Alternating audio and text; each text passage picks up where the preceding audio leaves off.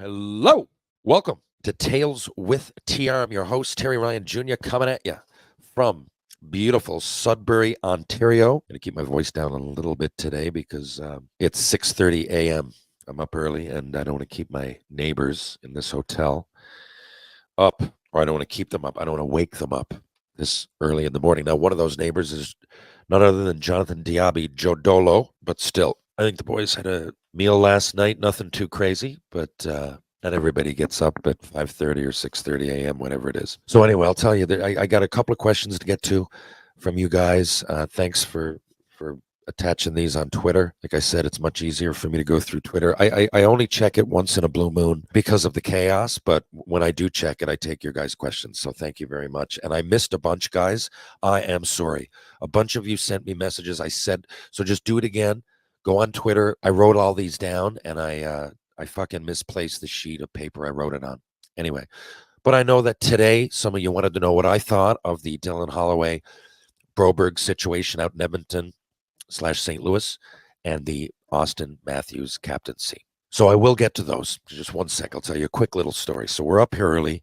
A lot of the earlier shots in Shoresy, they're like not establisher shots, but I guess you could say that. But, anything off the back, like the teaser for the show, we're usually, I'm not going to say the main character, we're some of the main characters in the show. So whatever kind of promos they're going to do, now I know to be ready. So the first year, I didn't even really think about any of that. That's why if you look at the first Shoresy picture with 5 of us there, the first advertisement, the first poster, season 1 poster, I almost look confused, right? Everybody else is like happy. I almost look confused. And I remember thinking, because I was like, why? I don't think I realized the character Hitch was as prominent in the show as he was. And I certainly didn't think that we were going to take off our shirts and get these promo photos taken that were going to be seen during the Super Bowl and shit. I had no idea. And then the next year, season 2, Jared asked me to, those who follow it, part of the plot line was, we put on weight. Well, I don't want to give anything away here for those who haven't seen it, but we got to look good. We're doing a calendar. We're just coming into the Bulldogs are becoming better and better, and went from a shitty team to a team that's gaining momentum. So we put on weight. I worked hard with Ryan Power Conditioning. I told you I don't just give ad space to people that I don't believe in, or I try not to be a sellout, so to speak. So Ryan Power Conditioning. Those of you that tune in to the end of this podcast and are still listening at the end, and you hear me say those words, it's for a reason, because I believe in it. I worked out there, and he transformed my body in just a few months. But for that, I went up to 215, right? So I'll never be jacked, but I was as big and muscular as I'm going to be, because, like I said, normally I'm doing cardio all the time, plyometrics, but I don't really work out much on my upper body, and I don't go to the gym other than that. I skate or run every fucking day. Anyway, so this year coming in, I don't want to give any plot or anything away, but we're shooting it now, so there's probably an element of at least some overlap into the summer, whatever, which we haven't really done before. And I'm always playing ball. Like I said, I'm usually trimmer in the summer, and sure enough, you guys, I played pro hockey. The Habs wanted me at like 207 to 215 because the quote unquote power forward role that I was playing, people I was fighting, but I didn't like that. Even when I was fighting big guys, but the vast majority of the time I played pro, it was more to score, and fighting happened. And I think I was a very willing middleweight type of thing that could really fight up a category more often than not. But I'd rather be, up top, like greyhoundish, like speed or I like throwing fast. I just like to be wiry is the word. Big legs and core. I mean, you can't fight those big guys if not. I mean, I think more of it is about that core and like not going down, and just throwing. I mean, there's street fighting different, but hockey fighting, I thought everybody knows their body, and I know mine, and I preferred being like 200, 198. Now, when I play ball hockey, it's just, you're running now as opposed to skating. It's summer. It's, you just burn more calorie, and I'm skating in the summer as well. So it just adds another element. So normally I go, and right now I'm like 190, 191, like, I'm in the low 190s, as happens in the summertime. So anyway, whatever. And I'm like, you know what? Perfect. Because I haven't, before I read the script or anything, I said, if calls to take our shirts off, fuck, I'm 47. I might as well. Shoresy isn't going to last forever. And within a decade, I'm going to be probably playing grandfathers and shit. So, like, I'm like, and I like to look good for my age. I don't, a lot of people getting the Botox and, whatever, teach their own. But to me, people know I'm not fucking 30. They know I'm not 25. Look at the fucking back of a hockey card or look it up on the internet. It's not hard to find out. So for me, I think it's about looking good for your age, right? So I try to use the right creams. I like that. I said if we're gonna film this, and it's in the middle of the summer, I'll do my best to be in good shape and then some. And like the shampoo I use, but you see, I got some gray in there, but it like takes the gray out over time, or at least numbs the gray, doesn't take it out. It's things like that, right? I mean, I don't want to be superficial, or what's the word, vain about it, but I'm on camera. I want to look all right. And this is yesterday. We're coming in, and we're going to be picked up at, I don't know, say 8:30 in the morning. I'm usually up pretty early. Like I said, it's 6:30 now. So I go down. I get ready up here. I'm like showered. I feel pretty good. I look in the mirror. I'm like, okay. So just because yesterday was a day that we were going to, there was a lot of on camera shots. There was a lot of shots that required me to be photogenic. So I'm going, okay. I'm all ready for it. I just before it, and this is a great hotel we're in. I'll give them a bit of a plug. Not that they asked, but the Town Place Marriott Suites here. They get a great breakfast for us every day. I mean, omelets and hash browns, pancakes, eggs, cheese, fucking bread or bagels, cereal, every real breakfast food that you want's down there, and it's free every morning, and I fucking love it. So, and it's nice to go down and have a coffee. And sometimes there's, usually, especially if two or three of us are down there eating, there's people that recognize the show, whatever, come over, and it's a nice little conversation before we have to go in and do actual work. So I often look forward to conversing with the locals and locals is the wrong way to put it. We're in a hotel with, I guess, and a lot of people don't realize we're going to be there, so they're happy, or they might have a hockey question or a film question, or they're probably on their way and to the bush to do work. Maybe they're at a hockey tournament, but you meet all kinds. It's awesome. So I put my moisturizing cream on. I get all my shit. I'm ready. I'm down there having breakfast earlier than everybody else. I got an hour till my transport comes to pick me up and get ready for the film. So anyway, I realized, I'm like, what the fuck's going on? My face is fucking like a patch. Like, I don't know what's happening. I'm itchy. Now I'm looking and I can just tell in the window, my face, I can tell the rash. And I'm like, what the fuck? And the guy's like, man, you don't look good. So I went up, and it turned out that I had fucking put the conditioner, like the conditioner from the shower, the shampoo conditioner. I thought that was my cream. It's in the same sort of bottle.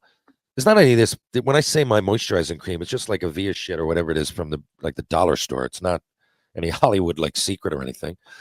I just, I like to moisturize my face and so my body, whatever. So that's what had happened. So I'd use the conditioner and I use it fucking all over my face, but my shoulders, my back, my balls, my fucking top of my legs, like it was everywhere. So I jump back in the shower, I'm scrubbing my fucking everything off. I get out. I'm panicking. I look, and now I'm like blotchy and red, and I got fucking dry skin all over the place, and it's right under my nose. It like him right under my nose. So now it looks like I either got fucking snots under my nose or I've been on blow all night or something, because there's a white like little thing like that won't, it's just a dry skin right under my nose, and I go to rip that off, and then it's fucking dry and it rips. Now it looks like I got a scab. Anyway, couldn't be any worse. Right to prep, months of prep right up until the last minute, and I look like I just fucking jumped out of a third floor building that was fucking burning down. Anyway, but I get back down, so that's not weird enough. I get back down fucking stairs, and this guy's there. If you're listening to me now, you can probably tell I'm from Newfoundland, maybe Atlantic Canada. But if I talks like this, you knows I'm from Newfoundland, right? Like if I talks like Ted Hitchcock, then you fucking knows that there's no way that guy's not from Newfoundland, right? He's definitely from the island. Like, listen to him, right? If I'm talking like this, it might take you a little bit. I mean, I really don't know, but I know that Terry Ryan speaks a lot different than Ted Hitchcock. Well, not a lot different, but significantly different. So this guy comes over and he says, "What are you doing here?" So I say, "Well, I'm here working on Shoresy." And I said, "Fuck, man, I had cream on my face." Anyway, I said it was like conditioner. I told him the whole story, and he laughed. And he said, "Well, imagine if you were one of the actors." So then I realized, okay, he thinks I'm on crew. He's never seen the show. Fine, all good. I don't give a fuck. But he's from Newfoundland. Yeah. So I don't know if I mentioned that. And he's up. A lot of Newfoundlanders, they'll go do their work for 2 or 3 weeks, and then they'll go home. Anybody who lives in Alberta knows this. Half of Fort McMurray does it or has done it. There's little pockets all over Canada. That's just the thing in Newfoundland. I guess being an island, maybe there's a lot of people that still fly to Alberta and fly home back and forth to work and burn that full day of travel, whatever it is, right? They might go, it's usually oil fields. You might go out 2 weeks on, 2 weeks off, 3 weeks on, 1 week off. I mean, depending on what you want to get paid and how much overtime you want, but it's usually some kind of setup like that, right? So I have lots of buddies that are 2 weeks on, 2 weeks off. But on their 14 days, they'll burn one going home, burn one going back, just to be home for the 12, right? So this guy seemed like that. Like he seemed to be, there's nothing wrong. I mean, he was a nice enough guy, but, there's a but. So he starts going. He said, yeah, apparently, but I said, one of me buddies is on that show. He said, I know someone on that show. I said, who's that? He said, Terry Ryan. So now I'm thinking, okay, this guy, is he joking? Like he's looking right at me here. And I don't know if it's that I had my tooth in, and again, my hair looks like this, not like Ted Hitchcock normally looks. I have my shades on. I don't know if that's pretentious, but I just, like I've often said to people, like in the morning, especially like lights, ever since the concussion, I have no long-lasting effects other than that. Like if you're looking at this on YouTube, like when my eyes are bare at any point, even like in the twilight of the dusk in the evening, I'm just this shade, whatever shade. Actually, this one's a little dark. But, a nice lighter pair of shades is exactly where my eyes feel comfortable. And I don't get dizzy. I don't get even a slight headache or whatever. But otherwise, I do. That's why I often wear the shades. So maybe that's it. I really don't know. But I'm down there and this guy, what's he talking about? And I'm going, fuck it. You know that I'm going to at least say that I come across Terry if I'm not Terry. And do you want to, because you clearly don't know him or me. So anyway, but then he still goes and he's like, he said, yes, bye. He said, a lot of people don't realize though. He said, like, he's not really from Newfoundland. So he goes, he's up there. And he started to like, not take jabs at, but he's like, I am. And he goes like, the accent he's using, he's not from Newfoundland. He only lived there for a little bit. Anyway, he gets up and he tells me Terry Ryan's life story. And it's nothing like my own. So I'm going, this is wild. Like, please elaborate. He said, yeah, but he's not a bad guy, boy. He said, but with the hockey and everything, he said, right, he said he's really got heavy on the booze, which again isn't true. I got hurt and I didn't go back to camp. I should have gone back to camp, but again, that's another argument. In other words, I'm not saying that it wasn't my fault, but this guy had the story wrong, as many people do. And he said, yes, but he said he got on the booze and he said he went away. No one heard from him for years. No one heard from him. And he said he came back and he went out to Hollywood, he said, and with that Aquaman or whatever it is, and started doing this and that. And apparently they put him in a bunch of movies and came back but he's never really lived in Newfoundland other than when he was like 5 years old. So he said, like, he's all right, but there's much Newfoundlanders that could do a little bit better than that. I said, really? Have you ever seen Shoresy? Oh, I see most of it, he said. And then he thought about it and he said, well, I've seen some of it. I said, well, how much have you seen? I said, well, what's the show about? And he proceeded to tell me that it was about a bunch of guys that wanted to make the NHL that were in Sudbury, and they should have been called up. They were playing in the minor leagues in Sudbury. So clearly this guy had never seen 1 second of the show, nor did he have any idea really who Terry Ryan was other than gossip and rumors. So again, he didn't cut me up or anything, though. Like, this went on till my transport came. Like, I had 2 coffees at least.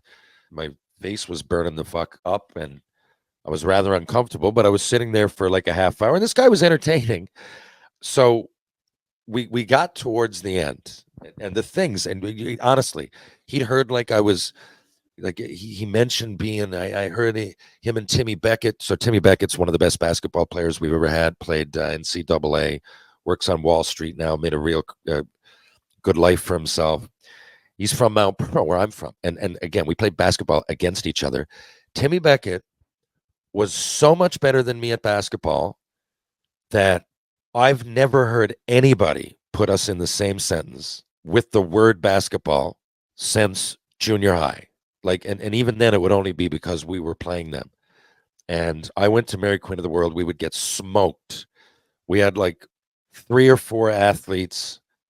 The rest of the team were just people that could dribble without traveling or making it double dribble. Like, just we were just in the, and I loved playing just to play, but we would get fucking smoked. There was no chance we were going to win. We had, again, 4 or 5 athletes. There's a few schools in Mount Pearl. I was the only one in my whole grade in 2 classes worth of people. Actually, there was one other guy, Paul Carey, but we were the only 2 on the Mount Pearl Blades, like, which would be the hockey team. So in 2 classes of like 40 people. If you went to St. Peter's, every single other player other than Jeremy Charles, who I've mentioned, one, and Gary Clark, 2. There was only a couple that didn't go to St. Peter's. So we would get smoked. And I was an athlete. I was okay. Timmy Beckett is like 6 foot, like 6. Even back then in junior high, he was 6'2". He was unreal. I was okay for Mary Queen of the World. I would have fit in as like 23rd best in the league. I've never heard anybody say that. So this guy went on, and then he must have known something about the school I went to, Mary Queen of the World, because he mentioned it.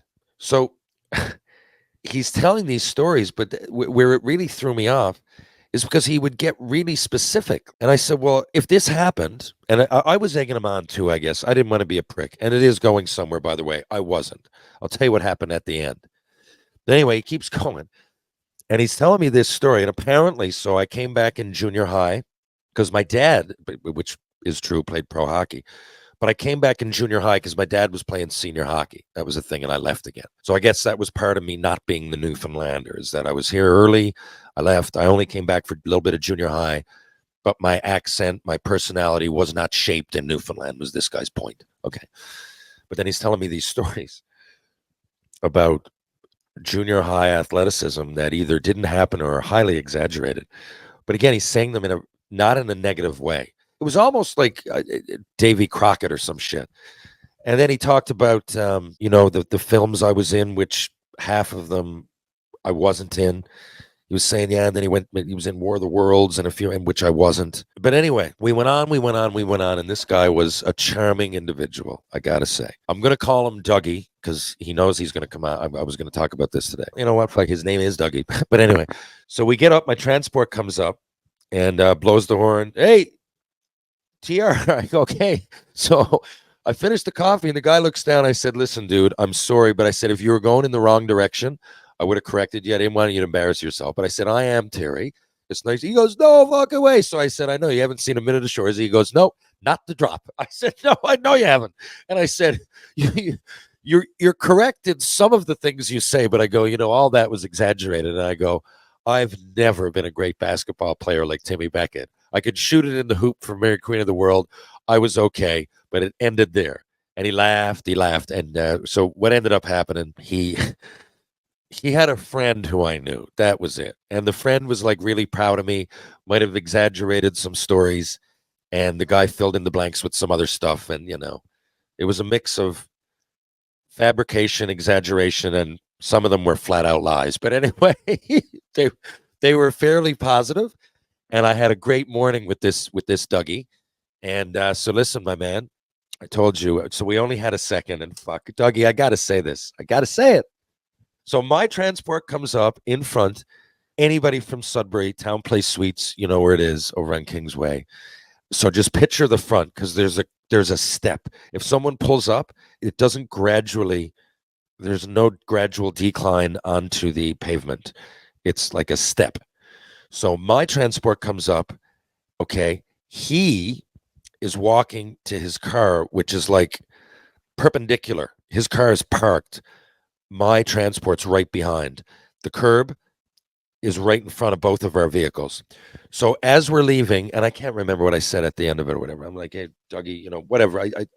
I know I said when you get home, come on in. I had a hockey card or whatever to sign for him. He says okay. So we have a chuckle about it. I finished my coffee. I actually gave him a hug. So he starts walking away, and he turns around to say, "See you later, now, Terry Vine," like whatever he said, right? And he went over and he stepped off the curb too early and like went forward into his car into the passenger side. He was intending to walk like around the car into the driver's side, and he was going and he looked back at me, and while he did, he stepped. So like he's looking at me and he goes down like fucking 7 or 8 inches, man. It's a high curve, and now he can't catch himself, and his head goes straight into the rearview mirror, and his body kind of, like picture someone getting hit from behind in hockey.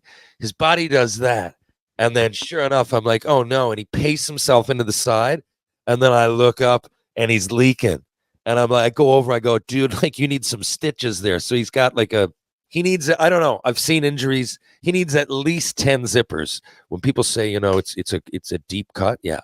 So this isn't like just a little like it's not long, but I can like almost see the top of his fucking orbital bone.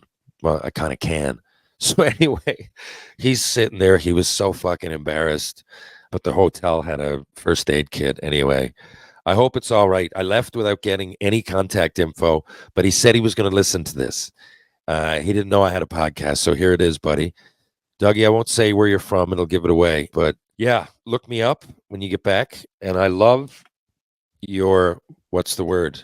I love your passion, even though most of what you said, like I said, was highly exaggerated or just flat out not true. I've been in that position, buddy. I've been there. I've often fucking put my foot in my mouth, not realized I was talking to someone that knew way more about a subject than I did.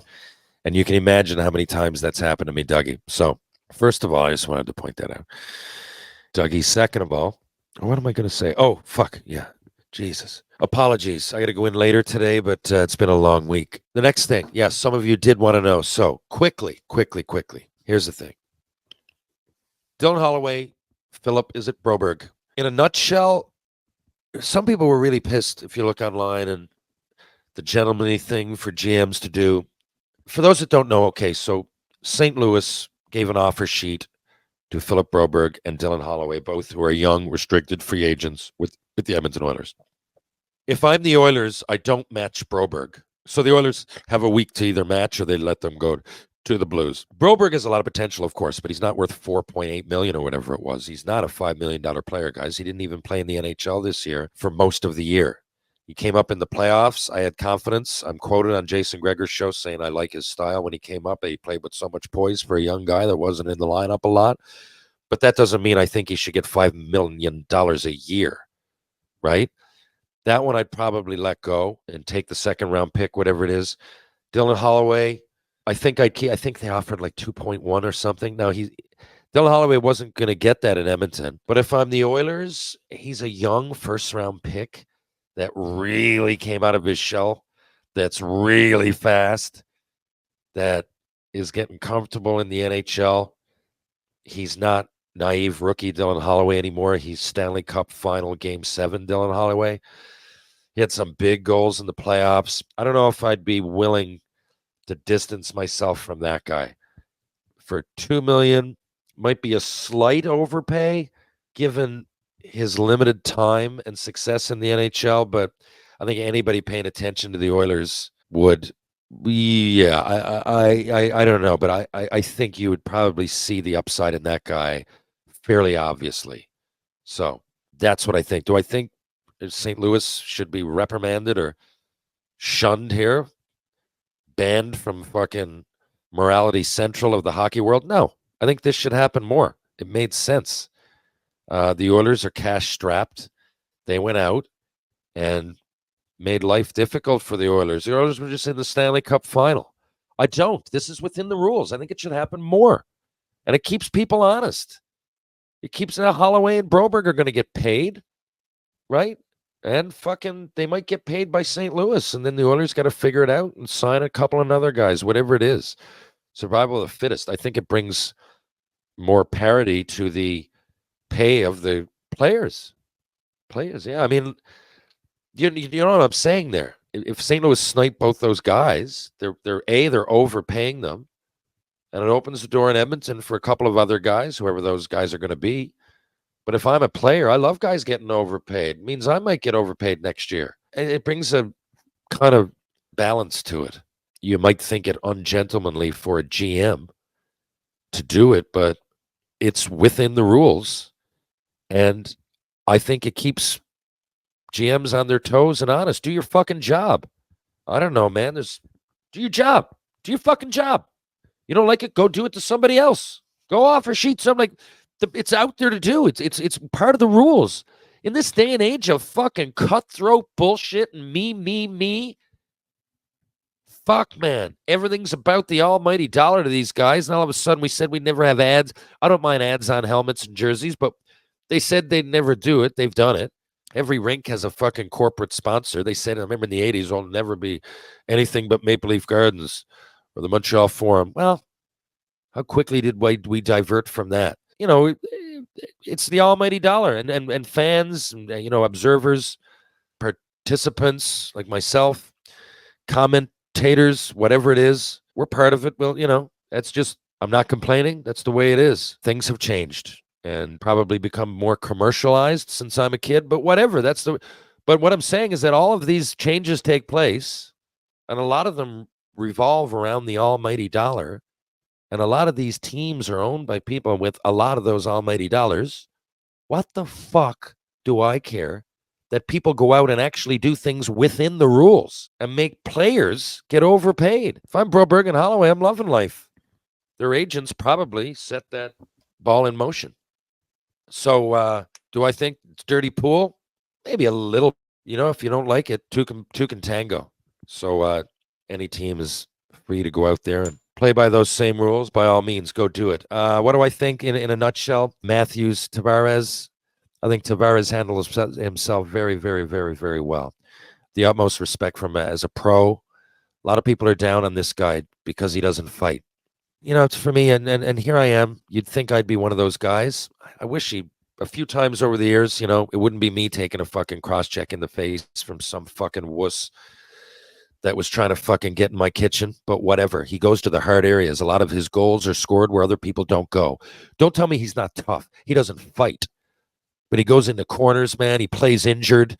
Think about that fucking concussion he got in the playoffs a few years ago, man. He could have taken his money and ran. Most of his career was over. He could have shut it down longer than he did. He could have collected money over the years more than he did. He consistently puts up a point a game, and this year was slightly off that. But the Leafs got exactly what they wanted out of him, and he's been honest. And he faces the music as captain, and he went out there and said, this isn't me.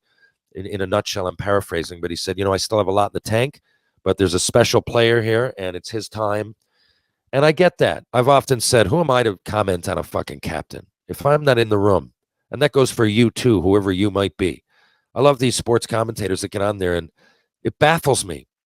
It baffles me who should be captain. How the fuck do you know who should be captain? People who know should be captain are on the inside. They're part of the organization. They're fucking coaches or teammates or whatever. Brass, GM, whatever it is. They're part of the fucking organization. And they have the best idea who should be captain. Not every captain is the best player on the team. Jesus Christ. Pisses me the fuck off when people sit there. It's one thing. Judge on analytics and what you think, or, this goalie, that goalie, this power play, that power play. What should we do here, there, this player, that player? Judge all of it. But who the fuck are any of us to say who should be captain of a sports team that we're not playing? What the fuck? Now, there are other motives. I also think it's going to be harder for Matthews to leave. It's a good move. Here's some other motives. Guy's captain, it's a little bit harder to detach yourself from that situation, and they want to keep him. It's slight, but it's there. I mean, if I'm captain, I'll probably think more about leaving when I'm an unrestricted free agent. There's that. There's, you know how many jerseys they're going to sell now from Tavares with the A to Matthews with the C, right? Not just people going to go out and take the C off of the A. They're going to want an authentic jersey, and there's going to be fucking, I was going to say thousands, then I was going to say 100,000. There's going to be millions of them worldwide, right? So there's just two motivators that have nothing to do with on ice play, right? There's all kinds of other things from you need some sort of a shakeup. The Leafs didn't do much. They painted a fucking car a different color, and it's basically the same thing. But you got Berube, that's a difference. You got Matthews, captain. They do have a few players that have changes, but the core four are still there, is what I'm saying. But there is a little bit of a different look, and I think they needed that tweak. If nothing else, I figured one of the four would be gone, but they're not. You asked me about the captaincy. Totally makes sense to me. Again, I'm not on the inside, but from the things I can judge from the outside, Matthews is one of the best fucking players, one of the best Leafs ever, and by the end of it, might be the best Leaf ever. I think there's an argument to be made now, but in my mind, you can't really be the best anything ever if you don't win or come close to winning. At least show me a final, right? Like Eric Lindros wouldn't be the best flyer ever because they won. They were a dynasty in the mid '70s, and they won those cups. But he got them to a final in '94, '95. He was the MVP of the league. And he's definitely one of the best flyers ever because of that as much as anything, right? If they just made the first round every year and he might have gotten, Lindros was great, but if they didn't do anything, but they did do things because he was there. That's what I'm saying. I don't know if Matthew's got to win a cup. It'd be nice for him and his legacy, and I think it would solidify just one cup. I don't know who, one of those like King Clancy or fucking Bobby Bonds, but there's probably George Armstrong, yeah. 21 seasons for the Leafs. Right. I'm not sure how many cups. Let's see. No, 1967 Stanley Cup. He was the team's captain for 13 seasons, 4 Stanley Cup championships, right? Now there was 6 teams, but whatever. So if Matthews doesn't get one, I don't care how many goals he gets. Can you put him ahead of George Armstrong with 4 Stanley Cups? 13 years as captain and all kinds of personal accolades. I don't know. But then again, that's subjective. It's fucking, I don't really care. If you're a Leafs fan, it's not bad news, right? It's not bad news. If you're an Austin Matthews fan, it's not bad news. If you're Austin Matthews, if you're John Tavares, I think the press conference I think it went off without a hitch, so to speak, without a hitch. What do you have, boys? Anyway, that's what I think briefly. I'm going to head down now to the mall. I got to get some clothes to go out to the Up Here Music Festival tonight. Just need actually a rock t-shirt. Forgot my rock t-shirts. I got this Eagles concert, but I've worn it all week. And anyway, I'd like to go to a music festival with a rock t-shirt. What will it be? I think today it might be a Too Many Stones. I'm going to look for an 80s metal fucking t-shirt, and then I'll listen to that all day. Maybe an Iron Maiden, maybe a Slayer, Judas Priest, something like that. Like to get a jean jacket, rip the sleeves off, leather coat underneath it. You know the look I'm talking about. Kind of thing you'd see at a county fair in the 80s at the pinball section, the arcade. Anyway, I got to take the fuck off. Thanks for listening. We're going to have Brent Sopel. He's coming on in just a few hours, technically. Part 2. This is going to be a laid-back, rather informal interview, and we're going to have fun with it. Anyway, thanks for listening. If you're downtown St. John's, Newfoundland, and Labrador, and you want to have a beer, why the fuck wouldn't you go to Trinity Pub or Rob Roy Confusion, the Martini Bar, TJ's, Green Slaves, or the Bull and Barrel? That's where I would go. If you want a bite to eat, why not go to the Loose Tie? Why not go to Blue on Water or Wedgwood Cafe, who also do catering? If you want to work out strength and balance for the body and mind, at Power Conditioning on Rope Walk Lane. Lost my train of thought there. Power Conditioning on Rope Walk Lane. Ryan Power. He's the best at what he does. Strength and balance for the body and mind. If you want to go to Mr. Lube, there's 2 locations. St. John's, Newfoundland, and Labrador. One's on Torbay Road. One's on Campbell Road. See Chris Sparks. Live, laugh, lube. Pitbull Pain Relief. The pain sticks that just don't quit. Go to pitbullpainrelief.com. See what all the fuss is about. Mugsy jeans. I love them. They're stretchy. They're comfortable. I love my Mugsy jeans. And of course, True Hockey. Take what's yours. Folks, I'll be back tomorrow with more Tales with TR. Catch you guys on the rebound. Thanks for listening.